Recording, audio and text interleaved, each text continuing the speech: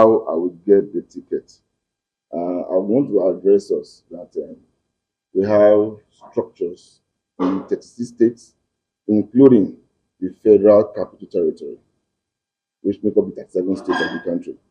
So our structures, which are made up of members, coordinators, and all at all different levels, they are all at work. So that is one way that we intend to apply in getting the ticket. Then you talked about the kind of approach. For the approach, I'm a member of a party. You understand? I cannot actually dictate to the party the approach. It is left for the National Working Committee or the NEC or VH to come together and say, okay, this is the approach. And once that is established, we have to obey, we have to follow. I cannot be giving.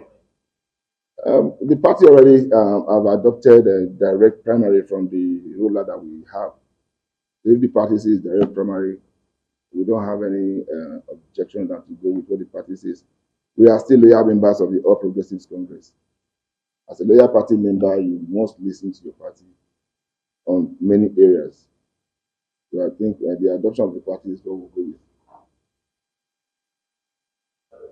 Fact is that your first question talked about my coming out for position, right?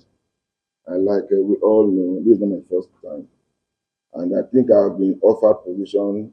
My very first time was told I would be this, second time this, but I strongly believe that positions are good, but position should not be your ultimate goal when you are set to do something that you are passionate about. It should not be your ultimate goal. It may be something rampant everywhere. You can check. You have seen something like that about me. I know I have, even from my state, from different places, I could have been that. But I strongly believe that we have a duty to do certain things the way they ought to be done. Then to your second question of meeting with the president to share the idea and everything, and then not indicting the president. I am not here to indict anybody. I'm not sure I've ever done that in my life. If you read about me online, I've never, it's only once that PDP did a wrong, and I challenged them, and I challenged the former president, Atiku Abubakar, that they should cancel the convention and all those things. That was the only time I had that kind of situation. After that, I've not confronted anybody. Confrontation is not my practice. I don't believe in confrontation. I don't believe in fights. Because you fight, I don't think same people fight. If you are sane, you find ways and manners and approaches you can adapt to handle your situation. So the purpose is not to indict or fight with the president. The purpose is for us to all work together and see better ways. That's the ultimate goal. And see better ways of addressing the myriad concerns that we face as a nation. That is the ultimate goal.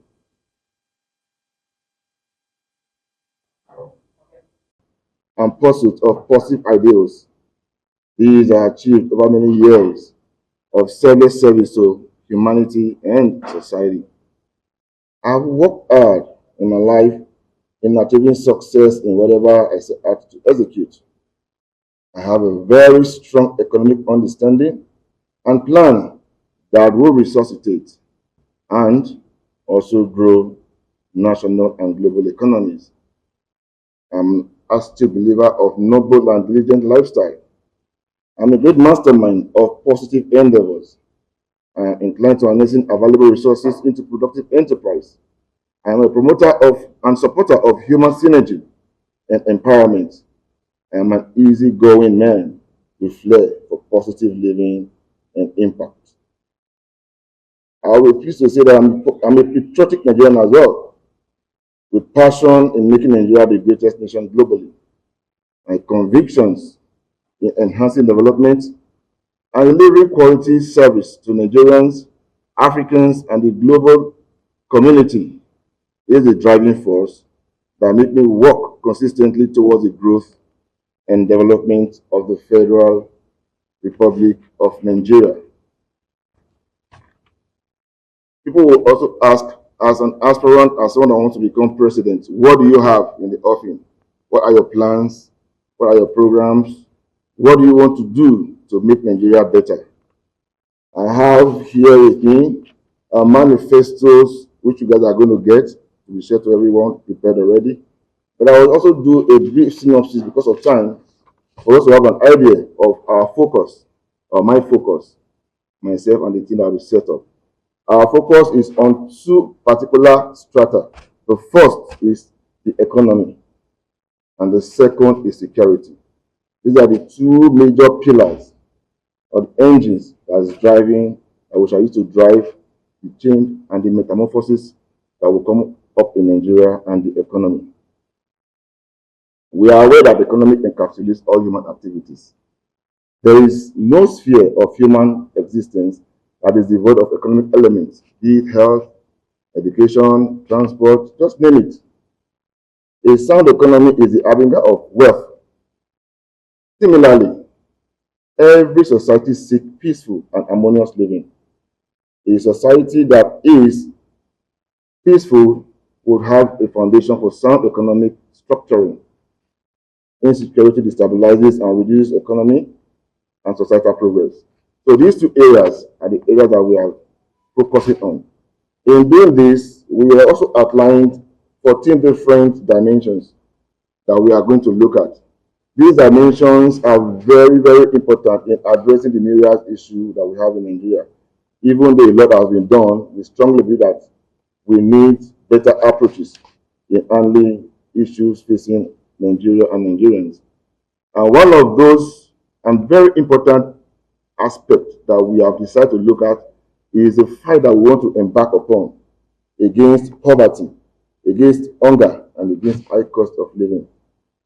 In Nigeria today, we say the unemployment rate is not high, that is low, maybe 3%, less or above in a little percentage. But then we look at our poverty rate. Over the years, the last 2, 3, 4 years, it has been on the increase. So we want to work as a party, we want to work also as a body to see how we can create enabling environment for us to have better economic stratification. We also want to look at the sectoral approaches to adopt our primary, our secondary, and our tertiary production in terms of industry and the likes. So we are also looking at political metamorphosis as one of our pillars. Then we are looking at the economy as well, economic development. We are looking at health facility and management development. We are looking at water resource provision, agriculture and rural development, mines and steel, education development, security and regional intervention. We also have an issue that a lot of Nigerians complain about, the issue of federal character. We are prioritizing that as one of our pillars of operations. We want to look at special interventions within Nigeria. Today, a lot of Nigerians have a lot of different complaints. They have different issues to face. Every day you hear different stories from different quarters. If you are very high up in society, you don't know what goes on in the middle, and sometimes you never know what goes on at the lower rung of the ladder. There I'm someone that mixes with the high, the middle, and the lower rung. So I get the feel, I get the buzz, I get the complaint of Nigerians. So having heard all that, I and a team, we have decided that we should have special intervention programs. Although we have many already going on in the country right now with the current administration, but there are some that we feel we should come up with that can scale up Nigeria economy and also bring those that are at the lower level to levels that are acceptable in order for us to fight the problem of poverty. We all know power development in Nigeria is one thing that we complain about. Even this morning, some areas that we live in, we didn't have power supply. We also know that we, as a party, and then our current president, who is our leader, also promised that we will have electricity. A lot of work has been done. And we are also going to see how we work to fully decentralize, number one. Number two, to see what we can do to boost electricity.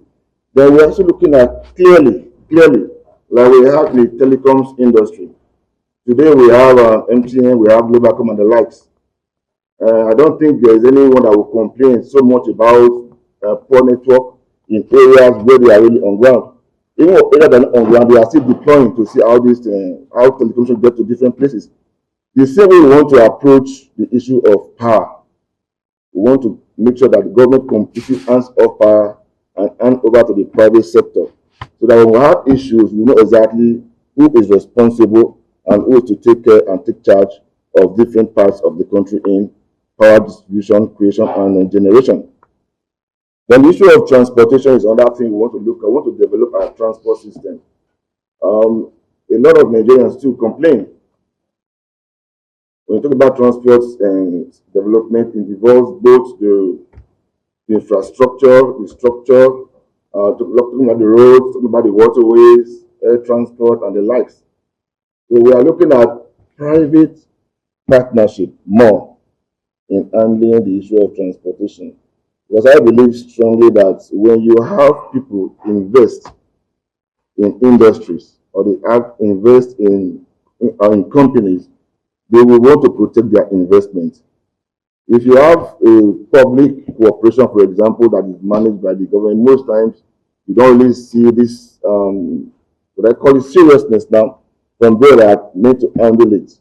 But when you have private individuals investing their funds, they want to protect their funds, they want to ensure that at the end of the year they are also getting returns. So that will be one of our backbone in driving industrialization, backbone in the area of transportation, backbone in development of power, and so many other things that we want to do. Then we also look at the fact that Nigerians are very intelligent people. We hear of some negative stories and we hear of some positive stories, but we know we are very tech savvy in Nigeria. If you check statistics and you check demography, you discover that Nigeria have very high demography in terms of the usage of telecoms, tech, and many other things. I think we are a unicorn that has sprung up in Nigeria as a result of fintech. So we are looking at how we can create cities or towns that is similar to Silicon Valley in America, where we have the big tech firms. We want to see how we can bring them in, create investment, give them the enabling environment for them to come and set up here in Nigeria, and also for Nigeria to tap into what is going on right now in the world. There is no part of the world you talk about development today that you can take off the tech industry or you can take off science. The world is talking about AI today. A lot of things are being driven by AI. We have a Nigerian doctor, I can't recall his name right now, who has been able to develop a system whereby through AI is able to treat the issue of prostate. Prostate we know is a disease that affects men, but through the use of AI, has been able to do that. So if we're able to develop and we have this system or this town on ground, a lot of Nigerians can go in there, tap in, and be able to do a lot of things for Nigeria. So we have a lot of other things that are stated here, but for the want of time, I will just go straight to how we intend to execute our plans. From the outline that I've spoken about, so it's very brief. Our plan is number one to fight poverty, hunger, and the high cost of living. I know I could be questioned and then I will elucidate more if the time permits us. We also want to focus on projects that have potential for job creation, potential for economic growth, and social inclusion. We also want to look at our political system. Today, a lot of people are not happy with what is going on. For example, in my state, it was said that there is an agreement for a particular person to do one or two things. And so some of us are being deprived of the privileges that even the party constitution, the Nigerian constitution, gives unto us. Some people cannot just come together and say they are deprived people of their constitutional rights. I don't think it is possible because in Nigeria it is often said, it's always said that it is known that in any case where you have a constitutional provision for any matter, the constitution will always prevail. So for that issue, I believe that most of the matters that we are having, though I'm not going to discuss that here right now, we'll look at it internally as a party and we believe that we'll be able to address it accordingly. So we are going to look at how we can metamorphose our political system. We also leverage public capital. Yes, the one we get from the government through oil and non-oil sectors. We are going to also look at private partnership, like I mentioned before, and counterpart funding in the execution of our plans and for delivery of infrastructure products. We want to also adopt 10 frames We have the medium-term frame and the long-term frame, but I believe that strongly I would adopt the medium-term frame in addressing issues in Nigeria, looking at the long-term benefits. Well, like I mentioned, we are looking at social activities that create affinities and create bonds. So it unites sports, entertainment. We are looking at how we can tap into that particular industry. We have our big stars. We have Burna Boy, we have David Day, we have Whiskey, Tiwa Savage, and the likes. They are doing great in the world, but there are areas that Nigeria can actually tap into what they do. They will profit, and Nigeria too will profit. And they will also look at the value chain that exists within the entertainment industry, where we can make a lot of economic benefits from. So these are the things that we want to look at. Then what do our plan? Our plan is very simple, very, very simple. Our plan is to create a sane value society. A sane value society. Nigeria, most times, is being bastardized by our own selves. Most Nigerians are not happy because of the situation they face. We want to create a sane society where you can look at your country, you can look at yourself, and be proud to say that you are a Nigerian. Where when you go out of the country, any part of the world, some will say, oh, Nigeria is a great country. We want to see how we can build systems, how we can invigorate institutions, how we can make things work better for Nigerians. We have made a lot of promises. I don't think promise is what we want in Nigeria now. What Nigerians need is action. Because you're going to make promise and you don't fulfill the promise, nobody takes you serious. But if you make promise, or even if you don't make promise, you are acting and you are doing the things without talking much about promises, Nigeria will be happy with you. So Nigerians want something completely better than what they are with right now. Our party is doing its best, and the current government is doing its best, but we strongly believe that there are better ways that can be adapted and adopted in the approach of addressing Nigerians' issues. So I think I will call it a tip for now in terms of what I need to do. Then I will also want to give a brief history about my political career. For some of you here may not be aware, and maybe some of you may not be aware. Not just from my political allies alone, I'm also calling on Nigerians to support. What again? Okay.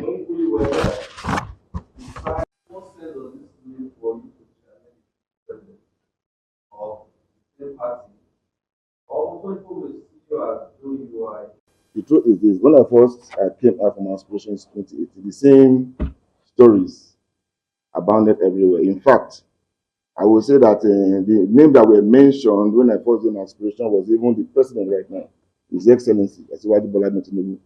It was one of that was being touted that was my sponsor. Another person that was being touted then was the late president, may so rest in perfect peace, President Muhammadu Buhari. It was on that name that was being touted that is the one behind my my aspiration and my intention to run for president then. But I think the president is alive today, and today is the president, Asiwaju Bola Tinubu, and DCFR.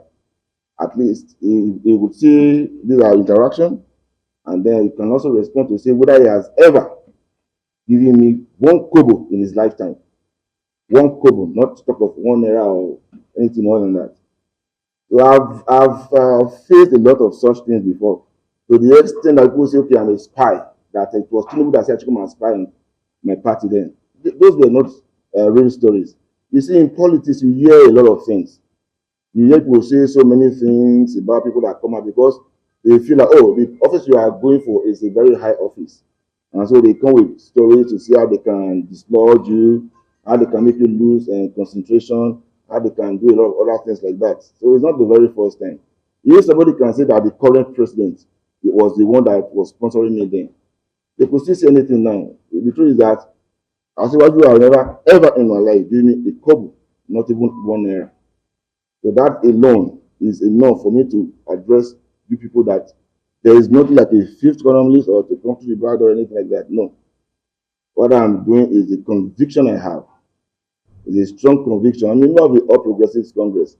And we are all together. If we have different other aspirants, They have their rights to come out and aspire. If the party feels like there's any other thing that should be done, we are all in the party. We don't have any problem. Nobody is fighting the party. Nobody is making quarrels with the party. Nobody is doing any such thing. So I've had this intention for long, and I've been expressing myself for it. I don't think there's any point in time that I have a record of maybe doing something against any party or against people that are not right. And I don't think I'm that kind of person. In my life, I've not engaged in anything that is negative or whatever people will call anti-party or anything that is negative. No, I've never been. You can check my records. You can go online and Google my name and check. There's nothing like that. Even it was PDP that was at the time saying that I was a spy sent by Osifo and Tinubu when I went for my first aspiration in PDP. They could say that Osifo is alive today, is the president. He's alive. You can go and ask if he has ever given me one kobo in my life. Nobody has ever given me one kobo all the while I've been doing my aspiration. Nobody. So if anybody is coming out now to say maybe to mention any other name, Asiwaju also can defend and speak about 2018, 2019. If he gave me one kobo, if Buhari was still alive, we could also ask him. Aliko Dangote, go and ask him whether he has ever given me one kobo. I can keep on mentioning names that people brought forward that maybe these are the ones that were sponsoring me. Even the late Anani from my state, some people say maybe is the one. I don't have anything that is not interesting. I would say it's an interesting run for me because when such things come up, sometimes I sit down, I think about it, I have thought about it. Sometimes I just laugh. Because when you are climbing the ladder, you must have those that want to shake the ladder for you to fall down. So again, let me finish up with it, please. Again, we have our party constitution. We have the Nigerian constitution.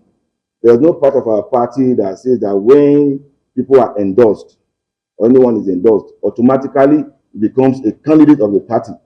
There's no such law in our party's constitution. There's no such law in Nigeria that talks about endorsement as a pathway to becoming a candidate. The party constitution recognizes that you can come out and run. INEC law also recognizes that you can come out and run. The Nigerian constitution gives you the requirement for you to run. If anybody endorses one man, Nigeria endorses it, I'm not against him. I'm not out to fight anybody. But I believe strongly that we all have the right to enjoy our constitutionally guaranteed rights. So nobody should think there's anything negative. No, we all witness it, and we just started. We are going to witness the whole thing. If there's anything negative, we would know. If there's anything, we will still know. But I will say from my antecedents, I've never been engaged in such negativity, and I don't think I was engaged in such. Very short. How old I am? I'm 50 years old. 50 years old. When you talk about youth, it depends on the classification, because different countries have different classifications for youth. So it depends on how you classify a youth, and that is subjective. So for your second question that says what I want to do differently, if we have a country and many of us have challenges and we have things that we yearn for, and we are doing our best as a government and as a party. And then I will just give you a very small example of the power minister. The power minister was brought in to do what? To address the issue of power in Nigeria, at least to get us up from the megawatts to get to a higher level. All through the period he was there, I believe he did his best. But today we still have the issues everywhere. And then we can see also that lately he resigned to go and run for governorship in the states. So that is one area that we would look at very critically. And even before the elections, I also encourage us as a party and as a government to take a critical look at that particular area, because that is an engine room that drives most global economy. You go to most countries that are developed or have industries, without power, they cannot do all such things. So there are different approaches for me. Our plans to adopt different approaches. Now we have the dam. we have solar, there are so many other ways we can generate power. I've done my research. We can get power from water, we can get power from many sources. So it's just for us to say, what do we want to do? How do we actually want to address this issue? Must we go to follow one process every day, all this of our life? Right from our independence, we have been from ECL to ECL, from ECL to NEPA to when it was divided. Even right now, governments have a stronghold in the production and other parts of it. So why would we continue in that particular path when other countries have come up with ideas and they are doing a lot of things?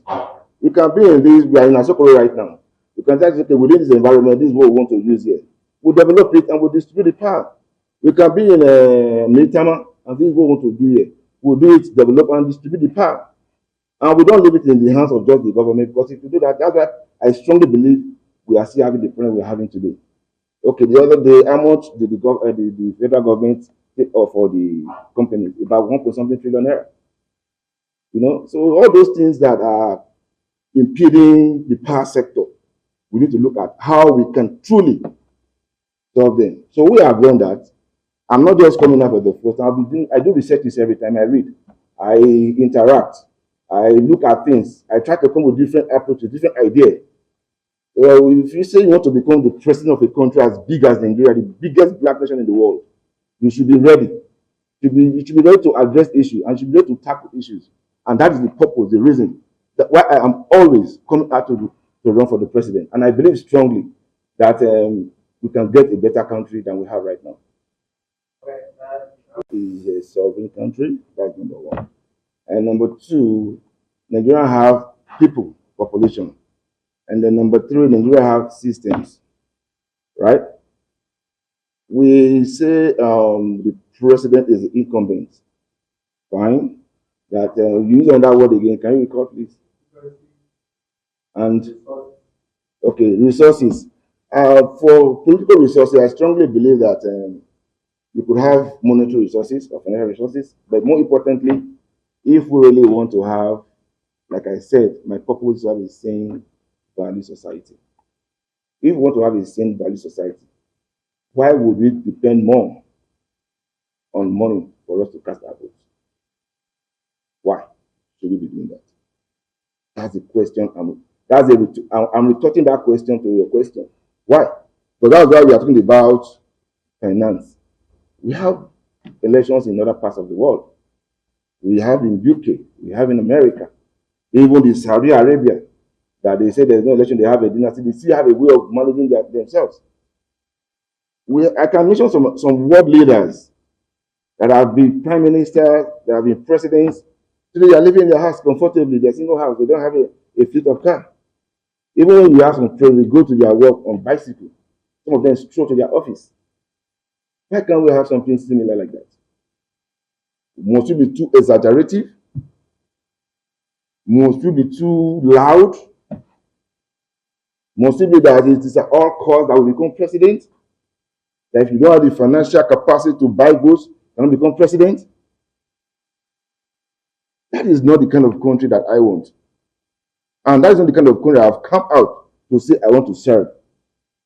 If people believe and decide that, oh, that's the way they want to continue, I don't have any option than to wish them well. But if you truly want a society, a country, a community that is sane, let us do away with such thoughts, such belief, such situations. Let us come together and see how we can get Nigeria working better than it was right from the beginning when we had the likes of Ahmadu Bello, Nnamdi Azikiwe, Obafemi Awolowo. Let's get something better than that period. I strongly believe we have the capacity. Nigeria is a blessed country. Humanly, we have the resources. Materially, we have great potentials. We are blessed. I don't just want us to go too deep this day, but if you want to go there, can give us what we have in Nigeria that can make us very rich, very, very rich. We see what is going around the world right now, the war between the America and Iran. The Strait of Hormuz is being fought over. And that is the channel where a lot of things pass through. What is Nigeria doing to take advantage of what is going on right now? We have the Minister of the of economy. We have other ministers that hold different portfolios. My expectation would be that they will come up and say, okay, what do we do? We have this mirror here. If it's not going to a place like China or some other places, or it's not coming from there, let's see how we can interact with those that need them. Let's see how we can even call them to come and establish. If they're not established, let them come and do one or two things. You can interact with them, bring them in. Then we are not doing all that. So we need proactivity, we need activity, and we need reactivity in handling issues in Nigeria. There are some that will need proactivity where you have to think, okay, how will I handle it before it comes? When it comes, what am I doing about it right now? Even after that, what gains can I get from it? That is the way I strongly believe that we should be thinking and we should run our country. Don't be looking at financial muscle. If we're going like that, I don't think we are going to actually get the kind of country that we desire. But I just want to speak to Nigerians, speak to their minds, including members of all the political parties, particularly my party, that if we truly want this country to move forward, we all must work together at doing that. And that means change our value system. Thank you. You all said? Okay, I, Osifo Stanley, do today officially, openly make my declaration again to run for the office of the President of the Federal Republic of Nigeria. I'm calling on everyone to support me in whatever way they can. Thank you very much.